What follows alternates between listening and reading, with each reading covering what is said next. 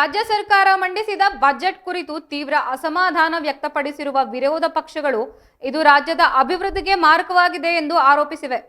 ಸಾಲದ ಸುಳಿಗೆ ರಾಜ್ಯವನ್ನು ತಳ್ಳುವ ಬಜೆಟ್ ಇದಾಗಿದೆ ಎಂದು ಟೀಕಿಸಿದ್ದು ವಿರೋಧ ಪಕ್ಷದ ನಾಯಕರು ಸರ್ಕಾರದ ವಿರುದ್ಧ ವಾಗ್ದಾಳಿ ನಡೆಸಿದ್ದಾರೆ.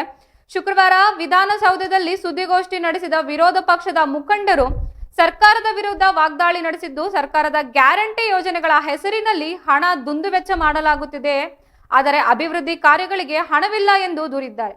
ಸಾಲ ಮಾಡುವುದರಲ್ಲಿ ಮೊದಲು ಸ್ಥಾನ, ಅಭಿವೃದ್ಧಿ ಶೂನ್ಯ ಎಂದು ಸರ್ಕಾರದ ನಡೆಯನ್ನು ತೀವ್ರವಾಗಿ ಖಂಡಿಸಿದ್ದು, ವಿಶೇಷವಾಗಿ ಅಲ್ಪಸಂಖ್ಯಾತರ ಓಲೈಕೆಗಾಗಿ ಸಾವಿರಾರು ಕೋಟಿ ರೂಪಾಯಿ ಮೀಸಲಿಟ್ಟಿರುವುದನ್ನು ವಿರೋಧಿಸಿ ಪಕ್ಷದ ನಾಯಕರು ಖಂಡಿಸಿದ್ದಾರೆ.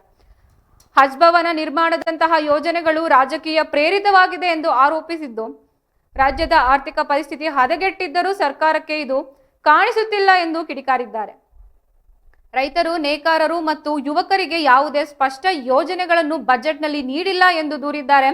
ರಾಜ್ಯದ ಮಕ್ಕಳಿಗಾಗಿ ಮೊಬೈಲ್ ನಿಷೇಧಿಸಿರುವುದು ಸ್ವಾಗತಾರ್ಹ, ಆದರೆ ಅಭಿವೃದ್ಧಿಯತ್ತ ಗಮನ ಹರಿಸುವ ಬದಲು ಸರ್ಕಾರ ಸಾಲದ ಸುಳಿಗೆ ಸಿಲುಕಿಸುತ್ತಿದೆ ಎಂದು ಶ್ರೀಮತಿ ಸುವರ್ಣ ಅಸಂಗಿ ಹೇಳಿದ್ದಾರೆ. ಸರ್ಕಾರದ ಈ ನೀತಿಯು ರಾಜ್ಯವನ್ನು ಕತ್ತಲೆಡೆಗೆ ತಳ್ಳುತ್ತಿದೆ ಎಂದು ಆಕ್ರೋಶ ವ್ಯಕ್ತಪಡಿಸಿದ್ದು, ಒಟ್ಟಾರೆಯಾಗಿ ಈ ಬಜೆಟ್ ರಾಜ್ಯದ ಜನತೆಗೆ ನಿರಾಶೆ ಮೂಡಿಸಿದೆ ಎಂದು ವಿರೋಧ ಪಕ್ಷದ ಮುಖಂಡರು ಅಭಿಪ್ರಾಯಪಟ್ಟಿದ್ದಾರೆ. ಪ್ರಗತಿಹೀನ ಬಜೆಟ್ ಸಾಲ ಮಾಡುವುದರಲ್ಲಿಯೇ ಮೊದಲ ಸ್ಥಾನ ಪಡೆದಿದೆ, ಆದರೆ ಅಭಿವೃದ್ಧಿ ಮಾತ್ರ ಯಾವತ್ತೂ ಶೂನ್ಯವಾಗಿದೆ. ಸತತ 3 ವರ್ಷಗಳಿಂದ ಸರ್ಕಾರ ನಡೆಸುತ್ತಿದ್ದರೂ ಕೂಡ ಅಭಿವೃದ್ಧಿ ಪರ ಯಾವುದೇ ಕೆಲಸಗಳು ಇಲ್ಲ.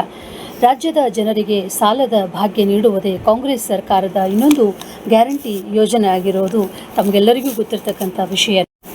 ಸಾಲದ ಶೂಲಕ್ಕೆ ಗುರಿಪಡಿಸುವ